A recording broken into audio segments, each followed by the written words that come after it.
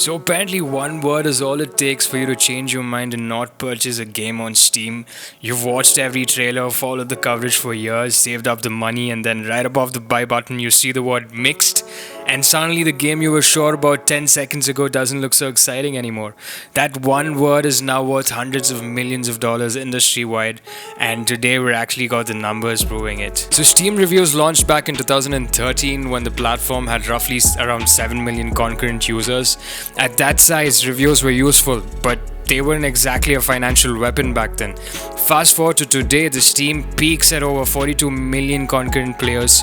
That's 6 times bigger than what it used to be, and the review system that used to be a small corner of PC gaming now sits directly in front of the largest gaming audience on the planet, front and center before you even scroll down to the price. Meanwhile, the rest of the AAA industry has spent the last decade sliding backwards. Layoffs are basically an annual tradition now. PlayStation and Xbox have both posted some of their worst sales months in over decades. Battlefield lost a huge chunk of its player base. Call of Duty just had its worst sales in almost 2 decades.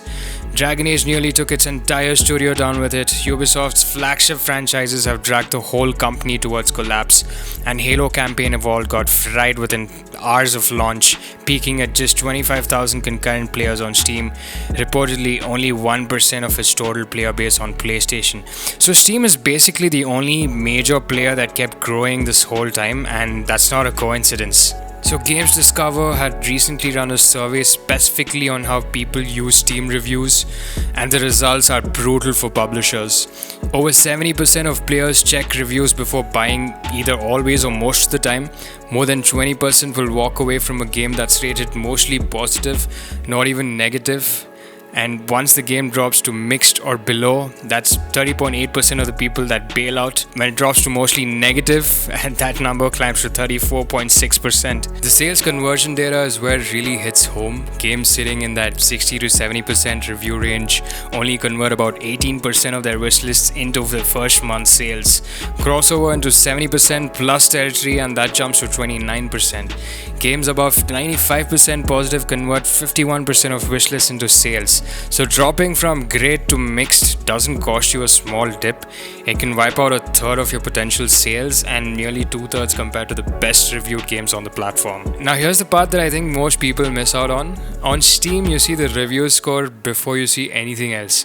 It's sitting right next to the trailer. You have to scroll past it just to pick which edition you want to buy. This is a complete inversion of how basically every other industry operates. Everywhere else, the buy now button is the very first thing that is shoved into your face. Some platforms even auto-select the purchase button the second you land on the game's page. But Valve does the exact opposite of that. They put transparency ahead of the sale. And I don't think that's out of the goodness of their heart, it's just smart business. Trust is currency. I actually learned this firsthand back when I was working in commission sales. There was a guy at my company who would, outsell almost everyone any day. But he was constantly cutting corners, vague on pricing, dodging details, basically lying to close the deal. Customers would find out later, demand refunds, file chargebacks, and created a mess for everybody. Management loved his numbers short term, but over the year, I'd always come out ahead because I was upfront about everything. I would completely be honest, including the parts that would make some people walk away. I lost some sales, definitely, but the sales I made stuck, and those customers definitely came back. That's exactly the model Valve is following right now.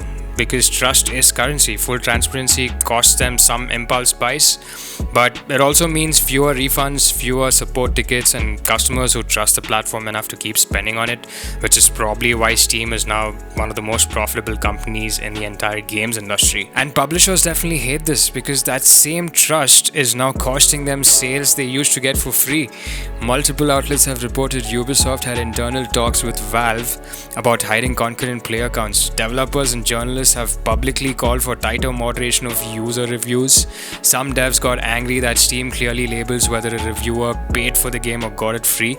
Others don't like that players can tag games however they want or organize around callouts publishers can't control. To be fair to Valve, they haven't ignored bad faith review bombing either. Back in 2019, they added warnings that flag off topic review activity so players get context before making a decision.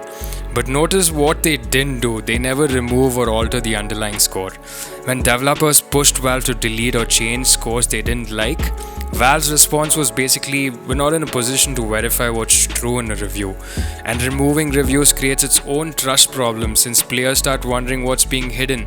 So better to let the community sort it out with a helpful voting system. Say whatever you want, but in an era where more platforms are pushing toward heavier moderation and identity verification just to play a damn game, that's a genuinely rare stance. And this is where it gets really interesting because Steam reviews don't just punish a bad launch, they decide whether a game ever gets forgiven. Publishers love announcing a comeback. We've listened, we've fixed it, it's a different game now, and all that bullshit.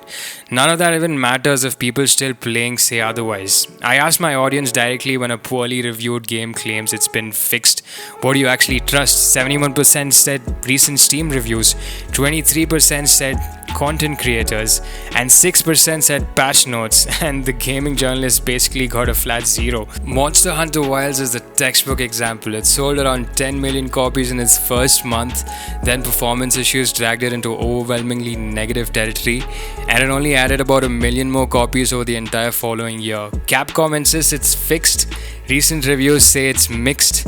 The game is currently being outsold by Monster Hunter Rise, a game that's 4 years old, but apparently Capcom doesn't get to decide when players forgive them, the players actually do. So here's the actual story. This isn't market headwinds or shifting trends like these companies love to claim.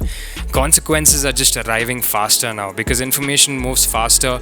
Steam reviews, social media, content creators, all of it. You can't quietly ship a broken game anymore and hope nobody notices before the money's already in the bank. So Steam took millions of people yelling into the void and gave that collective opinion the power to actually cost a company money or make them a fortune.